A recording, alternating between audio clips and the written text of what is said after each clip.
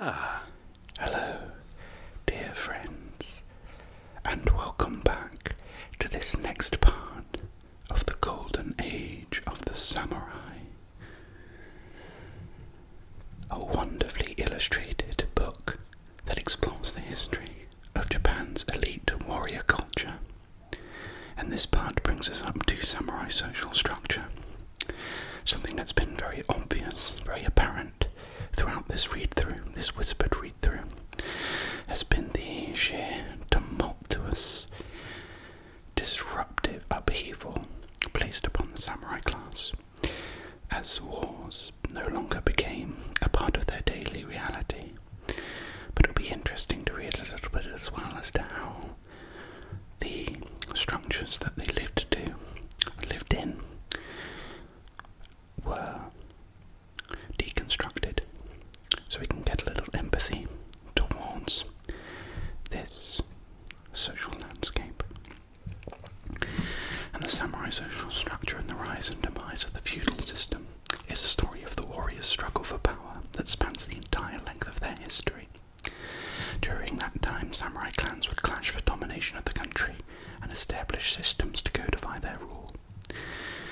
Bustling metropolises here developed during the Edo period of peace, offered entertainments such as kabuki theatre, tea houses, brothels, and the scroll here depicts the Ainu, the indigenous people of Japan.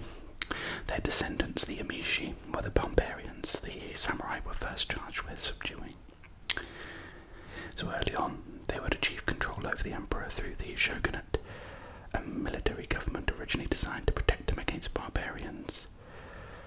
Later, during the heyday of the samurai in the late 16th century, the warriors would install a four-tiered feudal system that put themselves at the top and merchants at the bottom.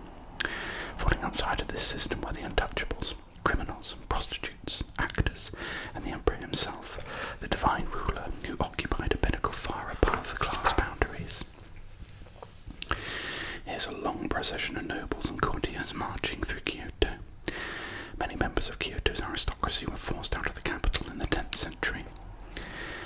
And here the Minamoto and Taira were the two most powerful clans in 12th century Japan, coming to blows here in the 1180 to 85 Genpei War. So the story of the samurai social structure is one that begins and ends with the emperor. It is perhaps odd in that case that at best he plays only a supporting role. Although the emperor had been chosen according to a mandate from heaven, any real power was soon wrested from his grasp by the very people he had hired to serve him, the samurai. But eventually, after 7 centuries of samurai control, the emperor would once again reign supreme as the warriors' power faded, and Japan was forced into the modern world. So the very first Japanese warriors were charged with protecting the emperor against indigenous barbarians, and those who rebelled against his rule. They were led by a shogun, or barbarian subduing commander-in-chief, a position instigated by Emperor Sujin sometime between 97 and 30 BC. Back then, the position of shogun was a temporary commission during turbulent times. The warriors he led were not samurai. No such class existed at that time. Instead, they were men of fighting age expected to serve the emperor, and among them a number were peasants who could wield a spear or a rake. It was the Emishi, descendants of the indigenous Japanese Ainu, that the emperor's warriors were tasked with subduing. The Emishi were tough hill people who fought at close quarters on horseback with bow and arrows. Sounds almost like a precursor to the Mongolian Empire. They carried a sword with a curved slashing blade. These fighting methods astonished the imperial warriors who carried a Chinese straight sword and fought in regimented lines. The warriors were often defeated by the Emishi, and they had to adapt to this new threat. They used the sincerest form of military flattery, imitation. It's perhaps ironic, that battle lessons from the Emishi barbarians went on to form the basis of the fighting techniques employed by the Japanese martial elite that followed the samurai. So iconic as well as ironic, and maybe my Freudian slip there was onto something.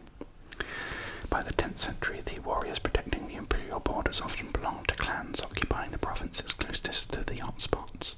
They were usually at the outer reaches of the empire, away from the imperial court of Kyoto. Kyoto was believed to be the cultural hub of the civilised world, and many courtiers and nobles found it unthinkable that there could be a worthwhile life outside it. I find that's interesting. It does feel like that when you're in a big city or a big capital city. My wife and I have often discussed how would we ever move out of London or the London area, because it just feels like work, economic need, livelihood, it's all tied up in this cityscape, when obviously you can live outside it. Probably have a better quality of life too, knowing the cost of things here. However, the great numbers of courtly nobles and aristocrats without jobs were a great burden on the capital's coffers. So as a result, many courtiers were banished to the provinces and given new surnames. Two of the most famous were the Minamoto and the Tara. Here we have Hojo Yasutoki, the third regent of the Hogo shogunate, and under the Hojo an early feudal system began to emerge. And over here we have Emperor Go-Daigo, who had ambitions to seize control from the shogun and reinstate imperial power. His coup instead ended in a two-emperor system. Feudal beginnings here. The Kamakura period was the age when a feudal system in Japan first began to take shape. Large private estates called shogun were owned by the aristocracy, the emperor or the temples, and were managed by resident samurai landlords. These landlords supervised the local villages and the production of rice, and they built themselves large estate houses. Some landlords were directly accountable to the aristocrat or temple owners, while others became vassals of the shogun. This meant they performed military duties for him, and in return received a share of land confiscated in war. But problems occurred when samurai landlords wanted to extend their control over the local peasants and farmers, and to improve their share of the profits in the land. At the time there was a hierarchy among the peasantry. At the top was the farmer with taxable fields, and below was the genin, or low person who worked as a labourer or servant.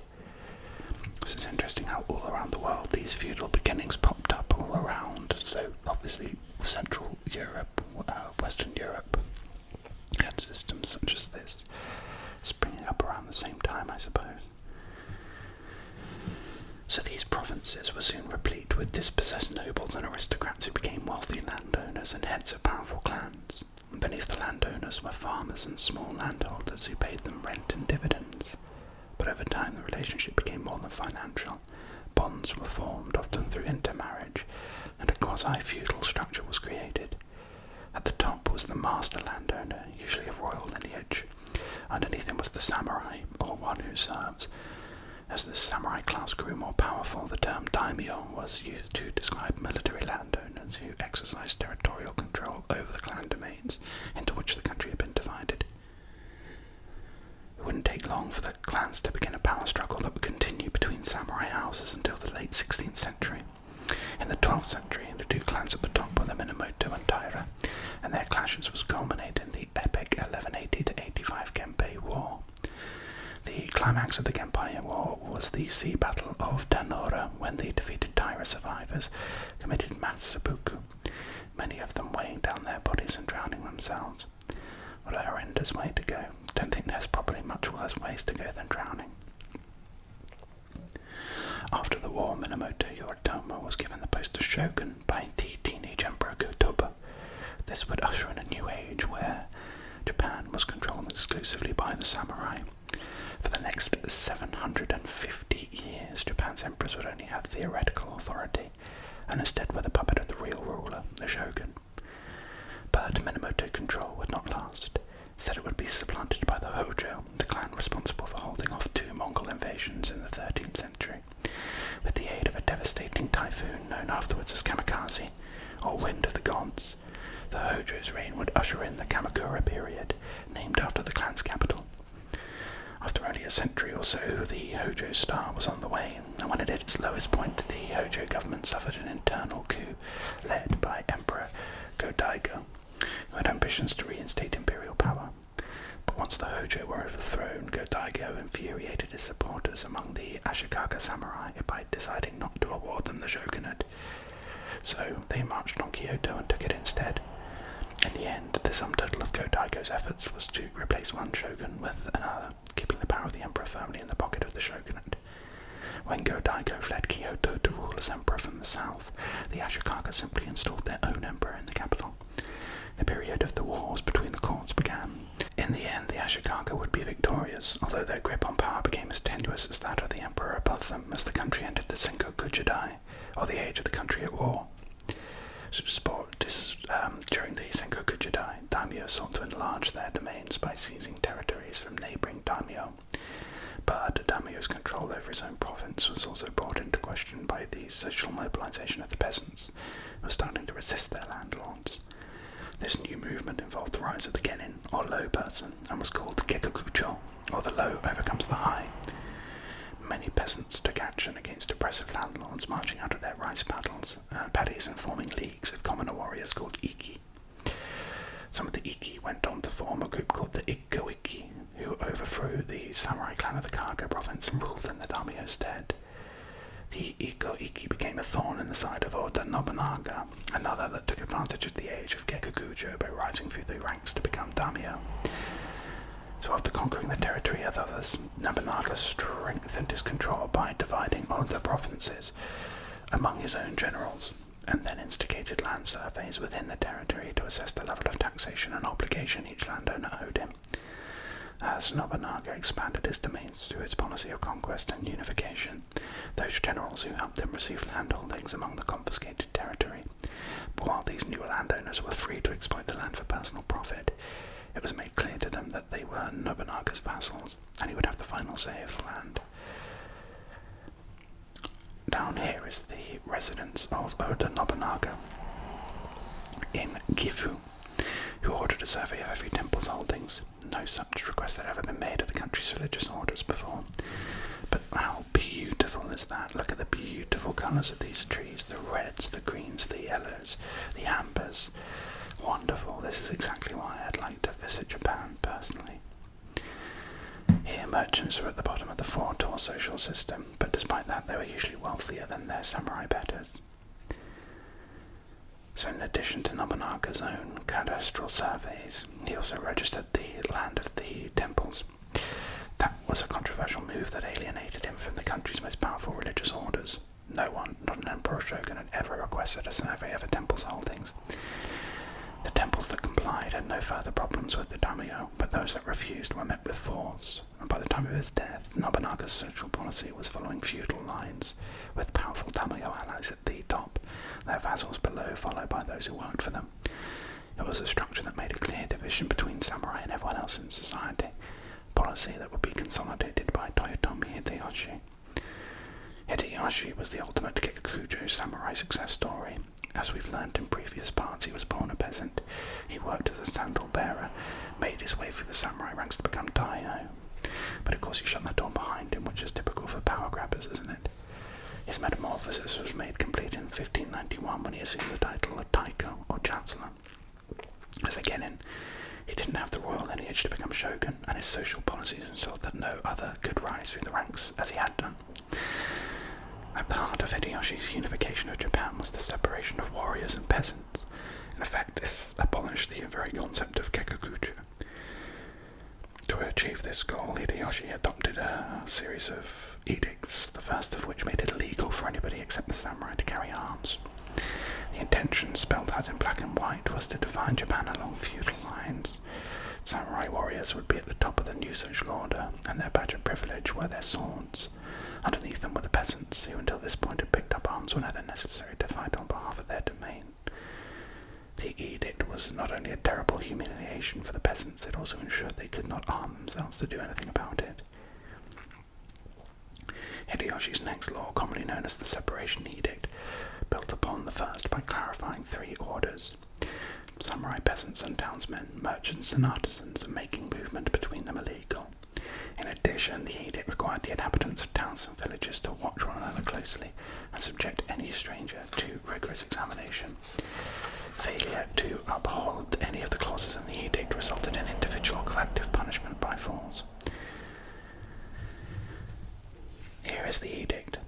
If there should be anyone living among you formerly in military service who have taken up the life of a peasant since the 7th month of last year, since the end of the campaign in Ushu, you are hereby authorized to take them under surveillance and expel them. If persons of their type are kept concealed in any place, the entire town or village shall be brought to justice for this evasion of the law. Wow. If any peasant abandons his fields, either to pursue trade or to become a tradesman or labourer for hire, not only shall he be punished, but the entire village should be brought to judgment. Anyone who is not employed either in military service or in cultivating land shall likewise be investigated by the local authorities and expelled. If local officials fail to take action in such cases, they will be stripped of their posts for negligence and their investitures confiscated. In cases involving concealments of peasants who have turned to trade, the entire town, village or neighbourhood shall be held accountable for the offence. And no military retainer who has left his master without permission, whether he be samurai or kimono, the servants of samurai shall be given employment by another. A thorough investigation should be made of the man's previous status, and he should be required to provide a guarantor. Those who fail to report that they already have a master are to be arrested for violating the law and returned to their former master.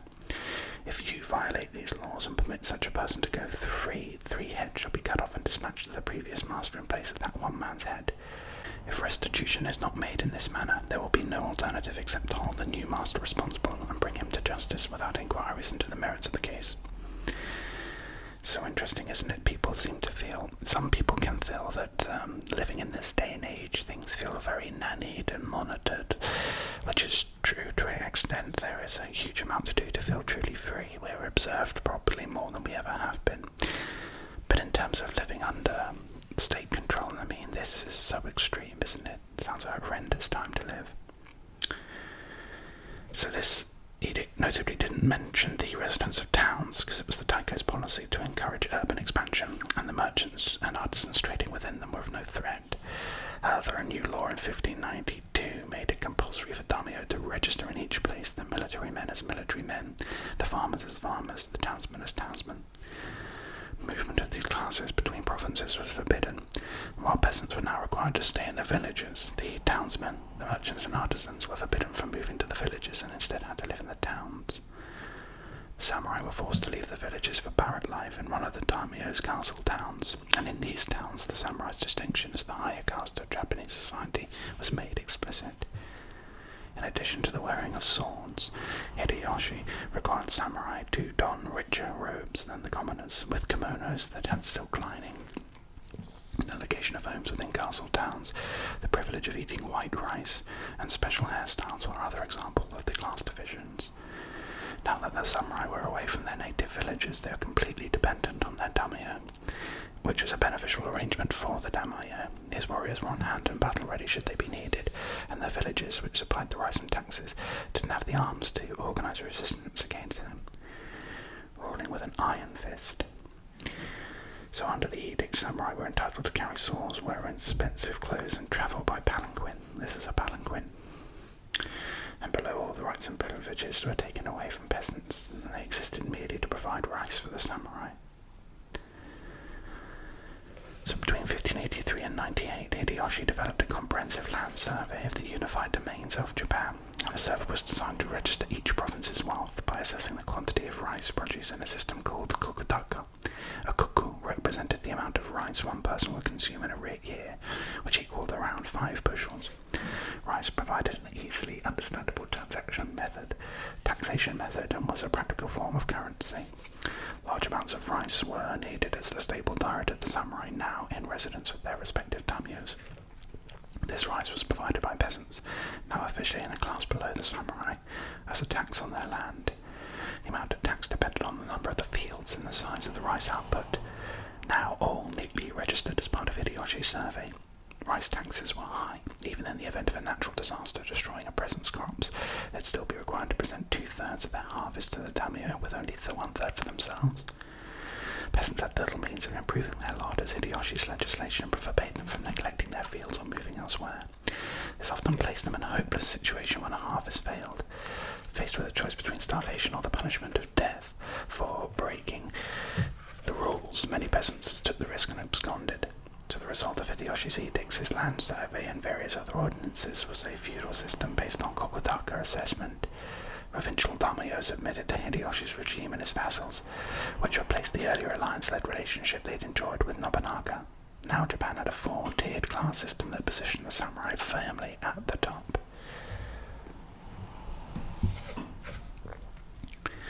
Here we have the 4 tiers.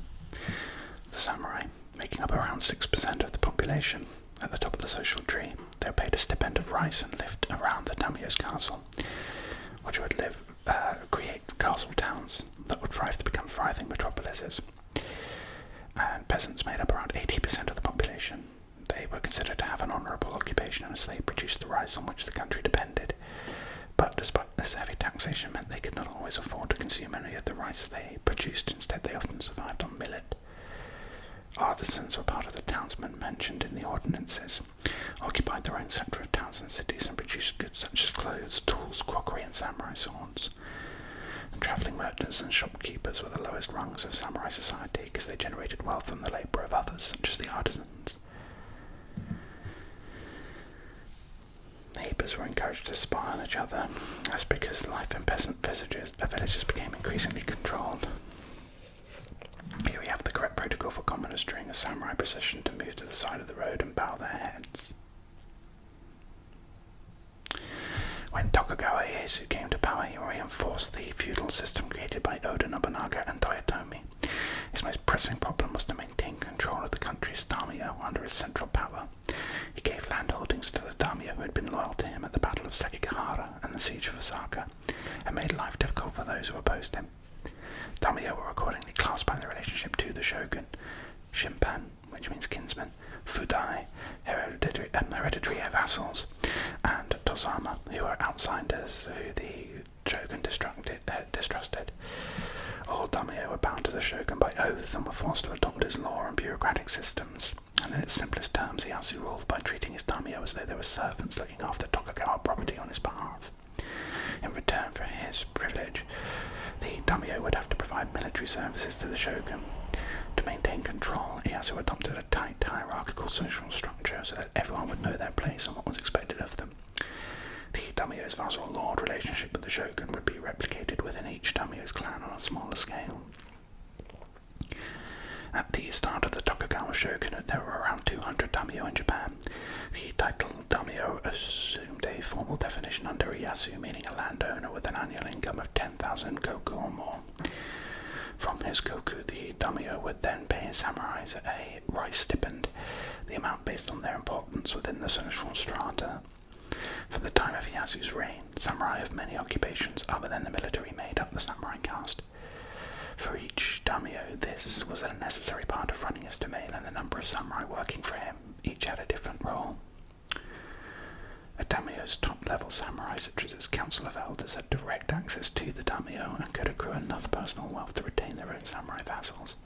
These top-level samurai were responsible for the domain's policies and supervising the next level of officials, who were mainly military heads and bureaucrats.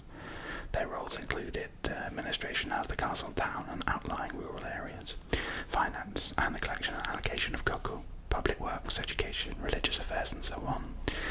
Low-level samurai had jobs such as guards, clerks, and messengers who were badly paid and had little chance to improve themselves. Those outside the social structure of the daimyo samurai were the ronin, masterless warriors who drifted from place to place to duel, gamble, and act as swords for hire or fall into banditry. Becoming a ronin was considered a fate little better than death. It meant a warrior was left without a clan to support him or a daimyo to pay his stipend of rice. And often samurai were made ronin when their lord died without leaving an heir, but they could also be made ronin as punishment or even for committing a petty crime such as brawling. The threat of being made ronin kept most samurai in line. The majority were concerned with managing their own lives and living off whatever stipend was paid to them.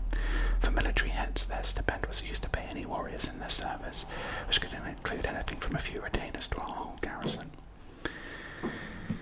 Here illustration of some ronin there. And here is a 20th century replica of Toyotomi Hideyoshi's lavish Momoyama castle. Beautiful. Below an Edo period tea bowl, Hideyoshi would spend extravagantly on tea ceremonies.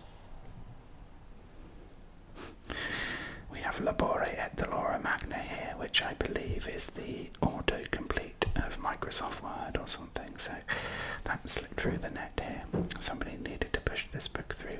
One more proofread, I think. Castle life for those at the top was a far cry from those experienced by the samurai in a daimyo's garrison.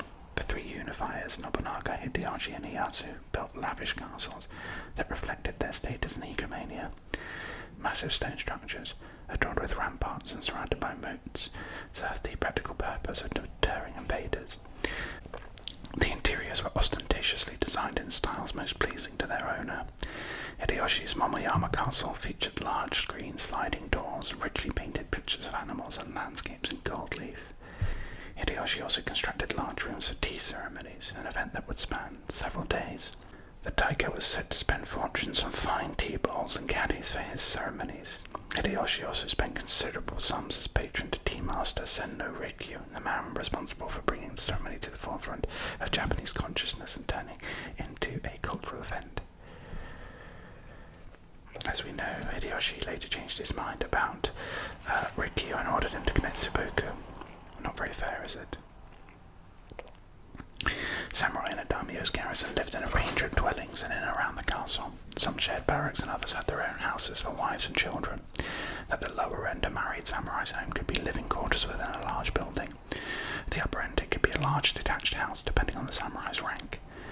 Wives took care of household duties, including all purchasing, as handling cash was not deemed fitting for a samurai. As well as being wives and daughters, samurai women were still a part of the martial order and expected to fight if necessary. Women therefore carried a dagger in their belt sash, and many were trained to use a naginata. That's interesting. The naginata had been the traditional weapon of the samurai women for several centuries. It was expected that samurai women would make a last defensive line in the home if a village or town was invaded by enemy warriors, which actually happened at the 1333 Battle of Kamakura, when forces along the Emperor Go-Daigo overran the Hojo capital of Kamakura and put it to the sword. But in this case, not even a last bastion of samurai women armed with naginatas could stop the onslaught, and the inhabitants of Kamakura committed mass seppuku. Here's a boar hunt screen presented to King William III of the Netherlands in 1860 by Shogun Tokugawa Iemochi. Beautiful, look at the gold hues. And here's a high-ranking samurai wife wielding a nagatana. Unmarried and low-level samurai such as Ashigaru lived together in barrack buildings. When not on duty, they'd spend their time gambling, smoking pipe tobacco, wrestling, and playing music or writing poetry. The arts were heavily encouraged during Ieyasu's later years, mostly as a diversion from fighting. And interestingly, the extent of a clan's participation in such cultured pastimes often depended largely on its own history, and whether its lineage could be traced back to aristocracy. Even in the 12th century, the Taira were considered a cultured and civilised clan who brought attention to the arts and brought style and refinement to an otherwise coarse and uncouth provincial world. Their rivals in the provinces, the Minamoto, had, by comparison, a reputation for being vulgar Philistines. And in the 16th and 17th centuries, some of the newer clans also despised part-times that were not bound up in the martial ethos and could make a warrior soft. Daimyo Kiyamasa suggested that if any samurai wanted a diversion, it should be an outdoor pursuit such as falconry or deer hunting. Under Kiyomasa, no drama was forbidden, and any warrior who took an interest in dancing would be forced to commit seppuku. It was probably fair to say that the artistic pursuits of most early Tokugawa Ashigaru were mainly writing three-line haiku poems. They were akin to an Irish limerick with a coarse subject to amuse the men. When his power over the daimyo was complete, Ieyasu set out in law a number of reforms to consolidate his control over the rest of the country. The Kuge Shahato laws for imperial and court officials was aimed at the Japanese nobility, restricting them to purely a ceremonial role that gave them no power over appointments. In effect, this prevented the court having any say over the administration of the country. Part of his policy of supremacy over Hideyori at the siege of Osaka was to use a favourite catchphrase, "No more wars." This may have confused the many samurai who had been sent from their villages to become a battle-ready garrison at their daimyo's castle town. So if there were to be no more wars, how were the samurai to spend their time? Ieyasu's answer was his Buke Shohato, laws for the military houses, a document that laid out a series of ideals on how samurai should behave and what should interest them. These ideas weren't new. Some of them appeared to be lifted directly from the Kemu Shikimoku, a 1336 shogunal code that said frugality must be universally practiced and that drinking and wild frolicking in groups must be suppressed. Nonetheless, the Buke Shohato would pave the way for a new samurai ethos known as Bushido, or Way of the Warrior. Here's an 1875 triptych of the Edo period Tokugawa shoguns. In the foreground is Tokugawa Tsunoyoshi, whose animal protection laws stopped anyone harming stray dogs. And we've got Lapore at Delora Magna again. Come on, guys. Proofread, proofread, proofread. These different military roles. We have the shogun, the commander-in-chief of Japan, Daimyo, landowning warlord who ruled over a domain and had an income of 10,000 koku or more. Hatamoto, a bannerman, responsible for forming an army in times of war. Gokenin, or housemen, were the vassals directly underneath the Hatamoto. One of the greatest differences was that a Gokenin could not seek an audience with the shogun. Urban Gashira were the captains of the Great Guard, the elite of the Tokugawa fighting force. So Bushido would encourage participation in the arts, tea ceremonies, poetry, and other cultural pursuits. So Ieyasu's thinking was to replace the revolutionary concepts of Gekigoju, which had brought him and his predecessors into position of ultimate power, with the Confucian ideal of Kenshin, meaning devotion and loyalty. Samurai then were to retain a military order, but one that could replace hand-to-hand combat with martial arts training, the battlefield with calligraphy. The martial successes of great heroes past would be revered and celebrated as long as no new fighting took place. In response to their new social position as theoretical warriors, samurai set up schools around the country to teach kendo, the way of the sword. There were suddenly enough unemployed samurai to take up jobs as kendo teachers. As the Tokugawa period progressed, the ranks of ronin swelled. Here is Ieyasu here, and had a locked country policy, so no foreigners were allowed in for over 200 years. And here dueling rolling becomes such a problem in the Edo of Japan that law was passed to punish both participants equally, regardless of who started the duel. I love the faces in classic Japanese painting. So a favourite pastime of travelling ronin was to challenge the head of a sword-fighting school to a duel. A victorious ronin could gain great esteem through his efforts, and a defeated teacher could lose his job as well as his life. The samurai duelling, brawling, and general troublemaking got so out of hand during this period that several laws had to be passed to prevent it. One such law, called Kenka Ryosei, decreed that both parties in a dispute would be punished equally, regardless of the nature of the dispute and who was responsible for it. The punishment itself was often seppuku.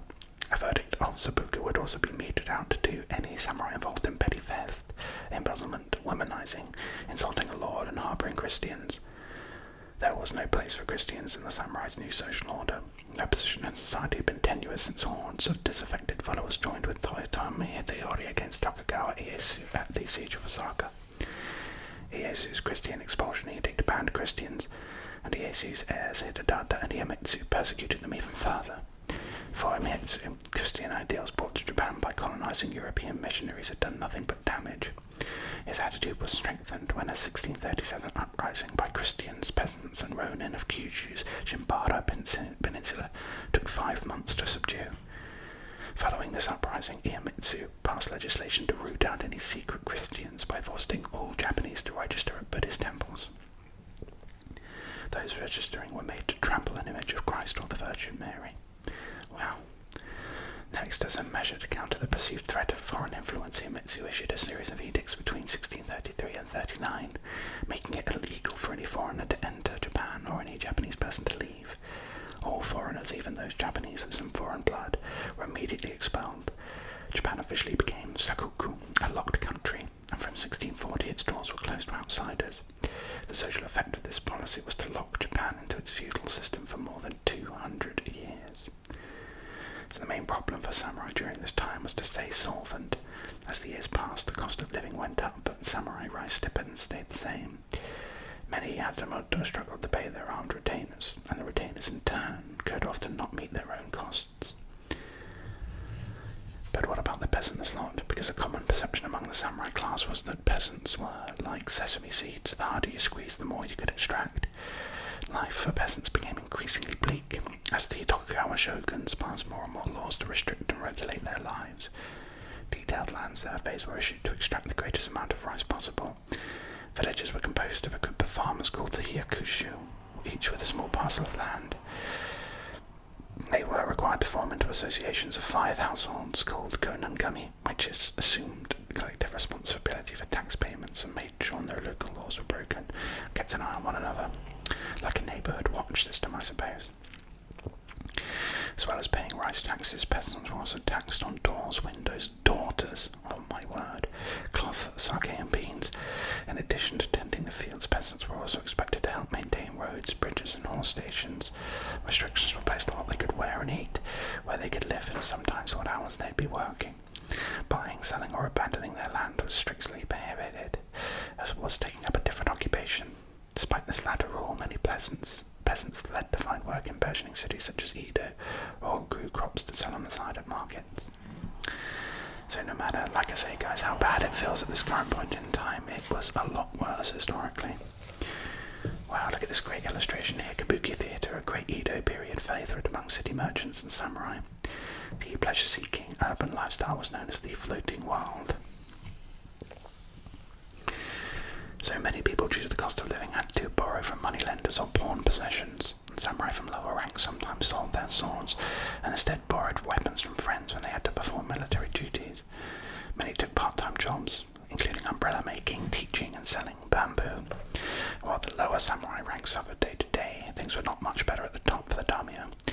Iemitsu had issued an alternate attendance law that forced Daimyo to divide their time between an address in Edo and one in their native province. Most Daimyo had to alternate every year, but those living in the Kanto region had to change addresses every 6 months. It was deliberately designed to keep Daimyo busy, travelling and spending large amounts of their revenue, so it would never find time to revolt against their shogun. The costs incurred by a Daimyo travelling to and from Edo with his retinue were enormous, especially given the cost of living in the city. So Edo became a sprawling commercial metropolis in the 17th century and was one of the largest cities in the world. Decades of national peace led to the expansion of commerce. Merchants became rich from the sale of cotton, silk, rapeseed oil, and new transport and communication lines were set up to serve their burgeoning trade. Cities such as Edo grew exponentially to support the flow of trade and the needs of traders themselves. Theatrical districts flourished, as did tea houses and brothels, offering both female and male prostitutes. Fine foods such as cakes and sweets were eaten alongside rice, and the traditional arts such as the no drama and flower arranging flourished. The urban lifestyle of this period became known as the floating world, where increasingly wealthy merchants would mix with samurai kabuki plays or geisha houses. This created conflict within Japan's class structure. Merchants occupied the bottom rung of the feudal order, beneath artisans and peasants. There were strict regulations about the way they could behave and what they could wear, and this was the source of tension among the merchants themselves, who wished to indulge their increasing financial status with finery and other displays of wealth. 2 tiers above the merchants in the social order were the samurai themselves, who were becoming increasingly relevant, bitter, and financially unable to keep up with the extravagant lifestyles of their feudal inferiors, the merchants. So despite Japan's obstinate desire to keep its doors shut to the outside world, things were changing within its borders. The policy of separation had frozen the feudal structure, with the samurai at the top, but after decades of peace, the notion of legions of armed samurai on constant standby for battle was becoming outdated. Instead, actual warfare had been replaced by theories on how it should be conducted. Kendo, the way of the sword, taught students to fight with blades made of wood and bamboo. Codes such as Bushido and Hagakure celebrated heroic deeds of the past and taught how warriors should live and die honourably by the sword. But in the end, the text only thinly disguised the fact that the samurai had become obsolete. The situation would come to its logical conclusion in the 19th century. By then, the samurai was an upper class trying to eke out a living from the rice stipend paid to them by social underlings, the peasants. In addition, from the beginning of the new century, the Tokugawa shogunate had faced peasant uprisings, samurai bankruptcy, and increasing demands from foreign powers for Japan to open her doors. When Japan did abandon its closed-door policy, it would set in motion a series of events that sent the shogunate spiralling into oblivion. As the shogun's power diminished, the samurai turned to one man who could lead them into this new modern age, the emperor. So it was in 1867 the shogun handed back his commission to Emperor Meiji, who then took control of the country. Perhaps Emperor Go-Daigo smiled down from the heavens as Meiji finally achieved what he could not: absolute control of Japan under imperial rule. Japan had come full circle, and the power over its future was finally back in the emperor's grasp.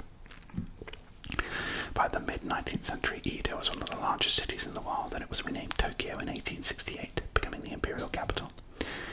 And here Meiji took control of Japan in 1867. Here Meiji reads out the country's new constitution, which would signal the end for the samurai. You can see those foreign dignitaries there are Japanese. Interesting. Definitely foreign women. So here we have the epilogue, the end of the samurai. There would be no question of fighting against a foreign foe whose great guns aboard the black ships made all samurai weapon instantly anachronistic. And here Commodore Perry undertook a resolute attitude to negotiations. If the shogun would not end the country's sakoku policy, Perry would end it for him. I mean, yes, if you lock your country for 200 years and essentially freeze in time, could you imagine what it's like for huge metal ships to appear with massive guns? Terrifying. So this all kicked off when foreign ships forced Japan to reopen her doors to outsiders. The policy of sakoku served the country for over 200 years, but it was looking outdated as the samurai charged for keeping its borders foreigners free. During that time, dozens of ships from around the world, England, France, Russia, China, had come, tried to land, and been told to leave. So Japan was a curiosity to sailing missionaries and merchants with opportunities in mind. Its ports were closest to the best whaling grounds in the world, but they remained closed to all except a few Dutch traders who'd obtained a special dispensation from Japan's sakoku all the way back in the 17th century. How did they manage that? You should expand on that. Seems a bit of an interesting tale, doesn't it? How did the Netherlands manage to keep business going? There was even a sign by the entrance of Edo Bay ordering foreign ships to turn around and not come back. Shipwrecked sailors who didn't have the luxury of retreat were made similarly unwelcome. In 1846, a grounded whaling vessel from New York experienced a Japanese landing committee firsthand. An account by one of the sailors, George Howe, reports the survivors of the wreck walked to the main port on the island of Atrufo. As we approached it, we saw what appeared to be a fort, but on coming nearer we found it was a piece of painted cloth extended about 3/4 of a mile, and painted so as to represent a fort with guns. Here, about 60 men, armed with swords and spears, ran towards us. Similar canvas forts, measuring a mile long with painted ramparts and cannons, were also constructed when 4 American warships entered Edo Bay in 1853. Bluffing was the only option to the samurai on shore, who were left shocked and astounded by these futuristic vessels of war. It was obvious the black ships, so called to describe the modernity of their weaponry, would make short work of the Japanese shore batteries armed with 17th century cast iron cannons. Here are Dutch visitors pictured visiting Japan in the 19th century. Merchants have been allowed to trade with Japan throughout its sakoku period. And here artist William Hine travelled with Commodore Perry to record his Japanese encounters. Here Perry comes ashore to present his presidential letter to the shogun. So leading the black ships was Commodore Matthew C. Perry, whose mission was to open Japan up to American whalers and traders. It wasn't a tentative request from the Americans. Perry had been studying the country and was well aware of the increasing vulnerability of the samurai. Perry also knew the shogun would have to respond to the Americans' threat of force, and that he also didn't have adequate resources to take on his ships. The Commodore made his demands clear. He was not interested in dealing with samurai bureaucrats and go-betweens. Instead, he wanted to deliver a letter from President Millard Fillmore directly to the Emperor himself. With this message, Perry included a white flag, so the Japanese had something to fly should they wish to test the metal of the American guns. While he awaited a response, Perry paraded his ships around the Edo Bay coastline in an ostentatious show of strength. There were few options open to Shogun Tokugawa Iemochi. He accepted the letter on the Emperor's behalf, and Perry promised to be back in 1 year's time for his answer. Would Japan open her doors or not? And this is a Japanese interpretation of the 1854 meeting with the shogunal official. The shogun would agree to the Convention of Kanagawa, which gave America trading privileges. And here Townsend Harris was the American who brokered the 1858 Treaty of Amity and Commerce. In effect, it put foreigners above Japanese law. The episode had been a humiliating blow to the shogun, who had little choice but to revoke aspects of Japanese sakoku policy. Despite ordering new batteries and shore fortifications around Edo Bay, Iemochi knew he had no chance of repelling the American ships by force. When Perry returned in 1854, the shogun signed the Convention of Kanagawa that gave the Americans access to trade in the faraway ports of Shimoda and Takodata in Enzo Island. Similar concessions were made for the Russians, whose ships had also made an appearance in 1854. Treaties of the same kind were subsequently made with other nations, including Great Britain. But the foreign invasion would go further than trade. In 1858, after years of pressured negotiations, the shogun signed the Treaty of Amity and Commerce with America, gave the country access to 5 Japanese trading ports and allowed for US citizens to live in these ports, guaranteed them religious freedom, but the important aspect of the agreement was the contract's extraterritoriality clause, which meant American citizens living in Japan would be tried under their own judicial system. Similar treaties were also signed with other foreign countries. In effect, this put foreigners above Japanese law, which had been deemed very peculiar by the American who brokered the deal, Townsend Harris. The consequence was that many foreigners adopted an arrogant and superior attitude towards the Japanese. I mean, talk about creating resentment. Imagine that, just one day having to share your country with people who are on a completely different legal system to you. So the situation was hard for a fiercely independent nation like Japan to tolerate. It created major tensions between the shogun, various samurai daimyo, and the emperor himself. Emperor Komei even took the remarkable step of calling Shogun Iemochi to Kyoto to remind him of his position as barbarian subduing commander-in-chief. Not only had the barbarians not been subdued, they were living on Japanese soil as protected VIPs exempt from shogunal law. Samurai daimyo were also unhappy. Some called for a new, more powerful shogun to be installed, while others suggested the emperor himself take back the reins of power. The slogan "Sono-Joy," or "Revere the Emperor, expel the barbarians," began to echo around the provinces of Japan. It was only a matter of time before tensions between Japan's martial order and the outsiders would erupt. The flashpoint which occurred between a party of barbarian foreigners and local samurai showed the growing support for the emperor, while at the same time undermining the authority of the shogun.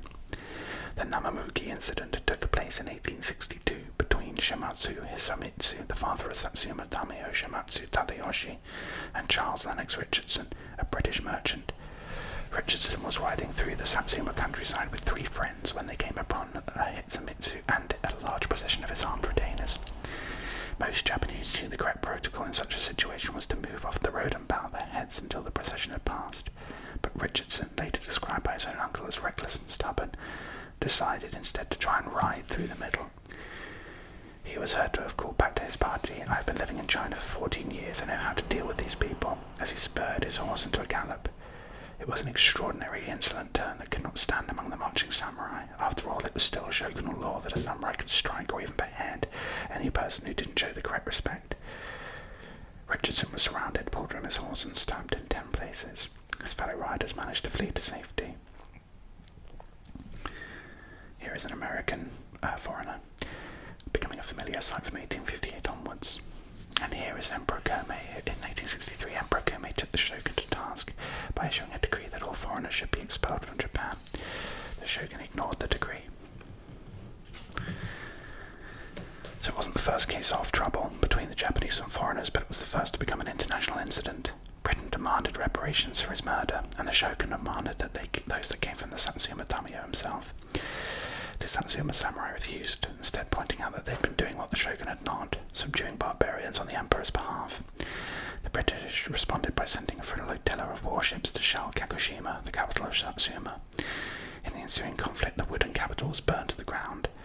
Ironically, the British suffered a greater loss of life than those they were shelling, because the samurai returned fire from their outdated cannon batteries. The 11 British dead included the commander of the flagship HMS Euralius. While both sides claimed victory, the result was actually a stalemate that strangely ended in a business relationship. The Satsuma samurai was so impressed by the British warships that the Daimyo decided he wanted his own. Funny that. Many orders for steamships were subsequently sent to British shipyards, and Satsuma went on to become the hub of the modern Japanese Navy. A rather strange demonstration, I'll give you that. Here is the image of Charles Lennox Richardson set upon by the samurai in the 1862 Namamugi incident, their first international incident. The British reprisal for the Namamugi incident was to send these warships that shelled Kagoshima. So the shelling of Kagoshima served to diminish further popular support for the shogunate. It hadn't protected the Satsuma people against foreigners, and instead loaned the Daimyo the £25,000 reparations still insisted on by the British government for Richardson's death. There were even rumours that the shogunate had offered to send its own steamer to join the British warships. Another incident saw samurai from the Choshu province firing on foreign ships in the Shimonoseki Strait, which led to a foreign bombardment of Choshu's coastal batteries and a severe rebuke from the shogun, who sent an army to bring the province under Tokugawa control. Choshu became a mecca for samurai unhappy with the shogun's inaction against foreigners. An 1863 decree from Emperor Komei that all foreigners be expelled from Japanese shores had been ignored by the shogun, but the nature of the request neatly summed up his impossible position. Iemochi didn't have the arms to take on mighty foreign fleets. He needed the support of these foreign forces to equip and train his own men in new modern weaponry. The shogun had to bow to the will of outsiders, and the cost of new weapons, combined with a growing bill of reparations for incidents against the outsiders, was also weakening the shogunate financially. Even so, many of the people of Japan considered the shogun to be more of a foreign collaborator than a subduer of barbarians. Every move the shogun made appeared to further undermine his rule. While in Kyoto the call of Son Joy became louder and support for the emperor strengthened. Kyoto became the gathering place for crowds of discontented samurai calling for the shogun's resignation. Some wanted Iemochi replaced with a more radical shogunal alternative from Choshu or Satsuma, two domains that had openly defied the foreign invasion. Here he is. They wanted him to be less of a foreign collaborator and more of a subduer of barbarians, which was an impossible task. And here are the British demanding £25,000 for the murder of Charles Lennox Richardson, so the samurai money is counted out. Here is Hijikata Toshizo, one of the commanders of the Shinsengumi. Shinsengumi, a group of Ronin mercenaries, became the police force of Kyoto. And here Thomas Glover, a Scottish merchant who supplied the Satsuma and Choshu samurai with modern weaponry, later commissioned warships to the Imperial Japanese Navy. So others wanted to return to Sakoku, while others wanted to continue modernizing Japan's weaponry with foreign help. Another large faction sought the abolition of the shogunate with full power returned to the emperor as head of state. Still more wanted a power-sharing agreement under unified shogunate and imperial court. The factions often clashed violently. There were notable battles between Choshu samurai and Shinsengumi, a group of Ronin mercenaries originally formed by Iemochi to protect him on a recent imperial visit. The Shinsengumi quickly became the Kyoto police force, set about arresting samurai factions who supported the shogun instead of the emperor. Those who resisted arrest were killed. Kyoto became something of a Tokugawa police state, where accusations of treachery against the shogun were commonplace and plots against his life often exposed. It's hard to determine how many of these plots were real, as the Shinsengumi were a mix of imperial and shogunal loyalists, and their methods of investigation were often reckless and unreliable. In at least one instance, however, the Shinsengumi did uncover a planned coup against the shogun, which was led by a group of Choshu Ronin. The plotters apparently intended to set fire to Kyoto, but was stopped by the Shinsengumi in a violent showdown known as the Ikadaya Affair. As a result, all Choshu samurai were banned from Kyoto by Tokugawa Iemochi, but instead of going quietly, the samurai launched an offensive against the Tokugawa samurai guarding the imperial palace. The attack sparked a series of street battles across Kyoto, as those loyal to the emperor clashed with those loyal to the shogun. And in the end, the Choshu and their support were ousted from the city, and a united army made up of shogunal and imperial samurai marched against the now common enemy of the state, the Choshu. However, the Kyoto force did not use violence, apart from bombarding the Choshu batteries with the help of friendly foreign ships. Instead, a deal for surrender was brokered by the Satsuma samurai Saigo Takamori, an imperial loyalist who thought his goals would be better met if he joined forces with his neighbours in Choshu rather than opposing them. His intervention prevented the Kyoto army and the Choshu samurai from coming to blows, and also gave those of the Choshu domain time to prepare themselves for any subsequent attack. Takamori also introduced the Choshu samurai to Thomas Glover, a Scottish merchant who dealt primarily in the arms trade. Before long, Glover was supplying Choshu samurai with the weapons needed for modern warfare. The 1866 Satsuma-Choshu alliance, which formed the backbone of the Meiji Restoration, agreed to combine forces should the need arise against a common aggressor. The aggressor in this case was the Tokugawa shogun, who was preparing his troops for another march into Choshu. So the battle lines were drawn, those samurai of the Choshu and Satsuma domains who were fighting for the restoration of the emperor, and Tokugawa Iemochi, who was fighting for the insistence of the shogunate itself. But when Iemochi led an expedition against the Choshu, his men were totally outdone. The Choshu samurai were carrying modern rifles along their swords and had been trained to use them well. Here we have the Battle of Toba Fushimi. The 4-day battle ended in a decisive victory for Emperor Meiji and the Satsuma-Choshu alliance. So this began on the 4th of January 1868, but the Tokugawa clan and its allies, who included the Kyoto Shinsengumi, against the Satsuma-Choshu alliance and its supporters. Both sides carried a hodgepodge of old and new weapons. Some Tokugawa samurai had been trained by members of the French military, who supplied them with modern rifles. Other members carried only yaris and katanas. Those samurai of the Satsuma Choshu alliance were probably the best equipped with Armstrong howitzers and mini rifles. After two inconclusive initial skirmishes at Toba and Fushimi, news reached Saigo Takamori, the Emperor Meiji had declared Tokugawa Yoshinobu to be an enemy of the court. With this message came a set of imperial banners for use by the Satsuma Choshu forces. When the banners were unfurled on the final day of the Battle of Tominamori, they were a decisive blow to the morale of Yoshinobu's men. First, the Tokugawa didn't know what the banners represented and had to send a messenger to the opposing lines to find out. Once it became clear the Tokugawa were now facing the official imperial army in its ranks, fell into confusion. After seeing this, the Satsuma Choshu samurai mounted a charge at the Tokugawa lines. To make matters worse, the allies from the Itsu domain defected to the imperial side and were now firing on Yoshinobu's samurai. The Tokugawa had no other choice but to retreat to Osaka Castle, and from here Yoshinobu deserted his men under cover of the night and fled north. Here was Yoshinobu, the last shogun of Japan, declared an enemy of the state by Emperor Meiji during this battle. So according to the terms of the Satsuma Choshu alliance, these forces did not come to the shogun's aid, but stayed on standby, ready to help the Choshu samurai if needed. Here the battle is drawn to a bloody conclusion of the Battle of Ueno in 1868.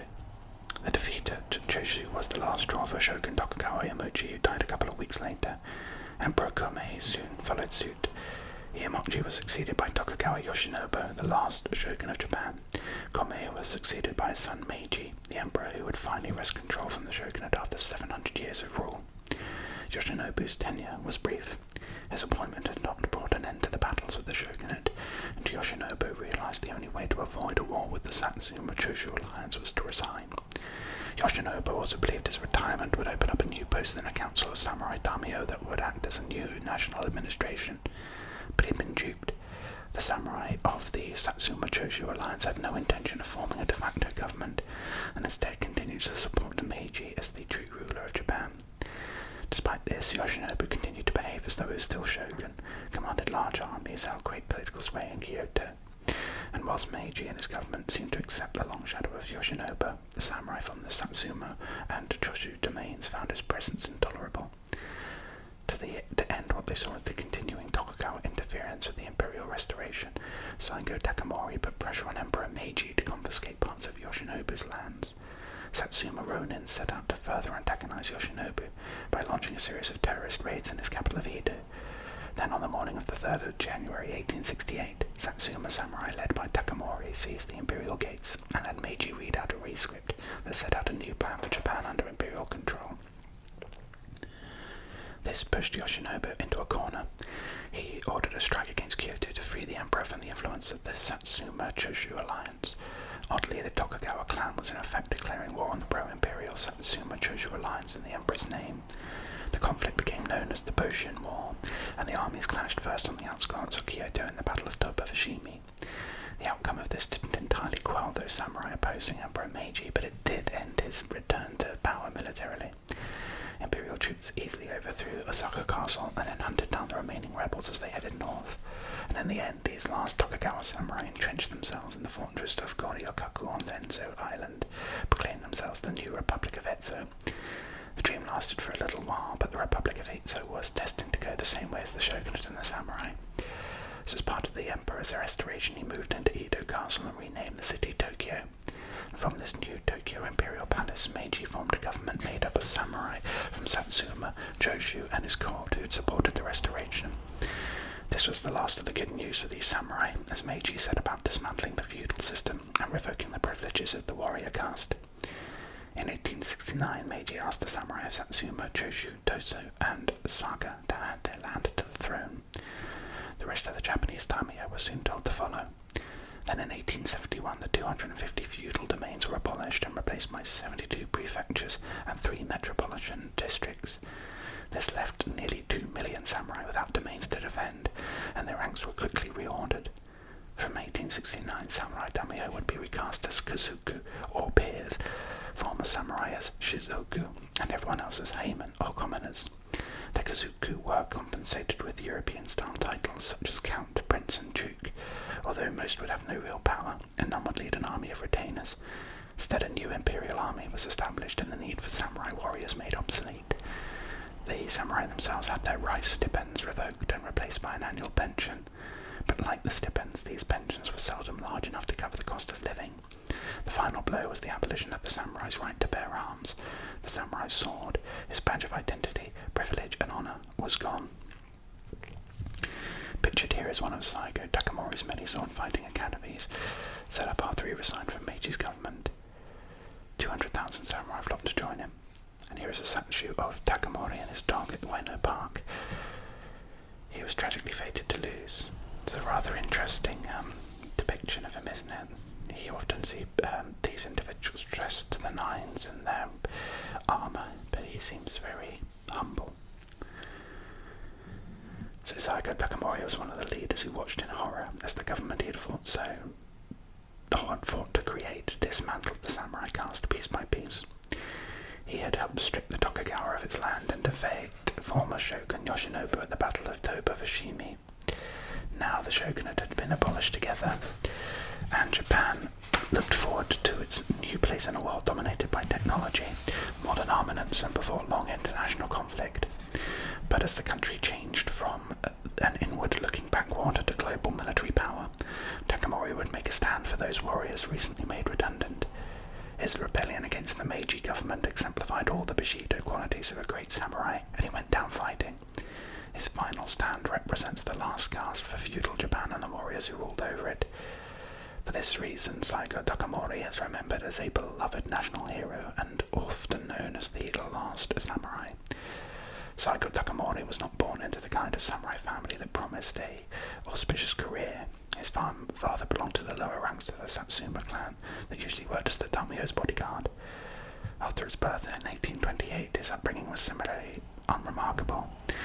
He was, however, noted for his appearance. Always a big child, by adulthood, Takamori had piercing eyes, bushy eyebrows, weighed over 200 pounds, and reached at 6 feet tall, large for a Japanese man at the time. He was considered a popular and honourable warrior who lived by the tenets of Bushido and rose through the Satsuma samurai ranks quickly. By his late 30s, Takamori had worked as a Satsuma diplomat in Kyoto and went on to command the main samurai station there. Takamori hated Shogun Iemochi, especially after he appeared to side with the foreigners during the Namamuki incident that resulted in the British shelling of Kagoshima, Takamori's hometown. After Nakajima, Takamori would do everything in his power to undermine Iemochi. Here's Takamori's last stand at the 24th September Battle of Shirijama. The Imperials carried the war flag of the Imperial Japanese Army, and under the Meiji government the samurai would be replaced by a uniformed Imperial Army, and the city of Tokyo protected by a new police force that is pictured here. So in Kyoto, Takamori was able to meet representatives from other disaffected samurai leaders, but while a skilled swordsman trained in the strategy of war, Takamori was also a canny diplomat. He arranged for the surrender of Choshu to the shogunate in 1865 that prevented an all-out civil war, and at the same time enacted the clandestine Satsuma-Choshu alliance. This was an agreement that the Satsuma would join with the samurai of Choshu if faced with a common aggressor, the shogun. The alliance appeared to set in motion Takamori's plans to dispose of the shogun and put the emperor in his place. The Meiji restoration was short and sharp, and left the Tokugawa in tatters. The emperor restored to his rightful place, Takamori retired and went home to Kagoshima to watch the new modern Japan blossom. But retirement didn't last long. He was persuaded by Emperor Meiji to take command of the new imperial army of about 10,000 soldiers. With Takamori at the helm, Meiji felt strong enough to make the final devastating blow against the samurai. He announced that the samurai's domains would be broken up and replaced by prefectures and the armies disbanded. It's perhaps an indication of Takamori's imperial loyalties that he accepted responsibility for this new program, and to help smooth away any conflicted feelings Takamori may have had, the emperor appointed him imperial council of state and promoted him to the rank of general. Here the remaining samurai of the Satsuma rebellion are forced to surrender to the imperial army in their finery.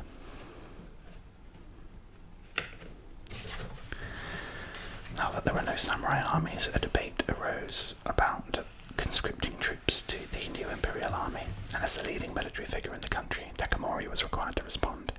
The idea of conscription was a major conflict of interest for Takamori.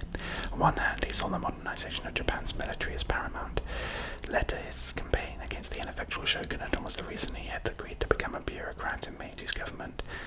On the other hand, conscription would further undermine the role of the samurai in Japan at a time when warriors had already been dangerously weakened.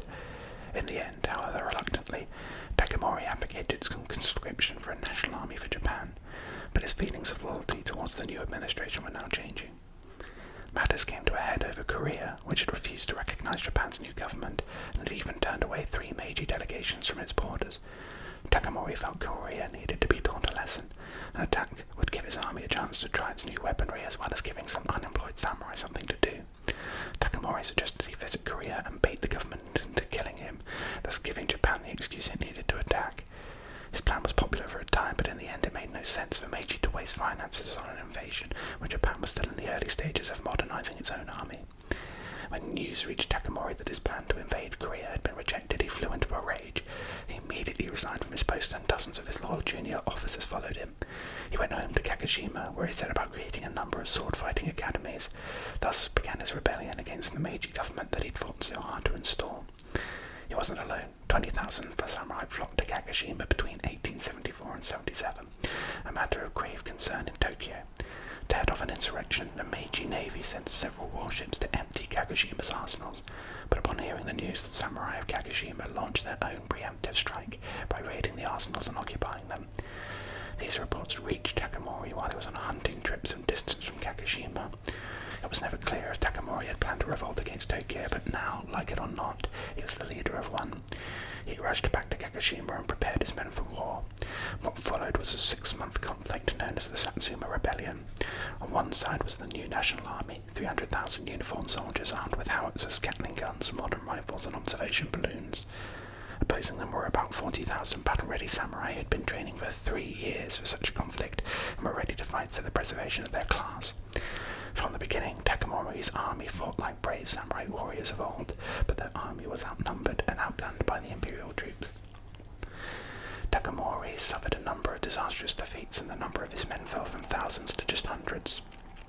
Takamori's last stand took place at the Battle of Shirayama on the 24th September 1877. Here on Shirayama Hill, overlooking Kagoshima, Takamori's last force of 300 men was surrounded by the imperial army, which dug trenches, built walls, and set up artillery positions to ensure the rebels couldn't escape. Japanese warships further harassed the rebels by shelling Takamori's position from Kagoshima Bay. With dwindling supplies and ammunition, Takamori's situation soon became desperate. Arming his men with bows and arrows and telling them to draw their swords, Takamori ordered the last charge of the samurai. For a moment it looked like his strategy had worked. Takamori's samurai charged forward, and many crashed into the ranks of rifle-carrying infantry who had been not trained to fight with a sword or defend themselves against a samurai wielding one. But in the end, modern weaponry won out. Takamori's men were mown down by rifle fire, and Takamori himself was left crippled by a bullet. In death, Takamori stayed loyal to the Bushido code and ensured his place as a samurai legend. He had fought bravely, gone down in the place of glory, and now readied himself as seppuku. At the sword of his second came down, Takamori and the caste known as the samurai breathed their last. And here, as our final image, is Emperor Meiji marching with his imperial army in 1900. Elements of the samurai ethos often emerged during Japanese conflicts of the 20th century. And that brings us to the end of this fascinating book on the history of the samurai, Japan's golden warrior class. I hope you've enjoyed it as much as I have. There's been so many wonderful illustrations and artwork throughout. I look forward to having you join me next time. But until then, goodbye.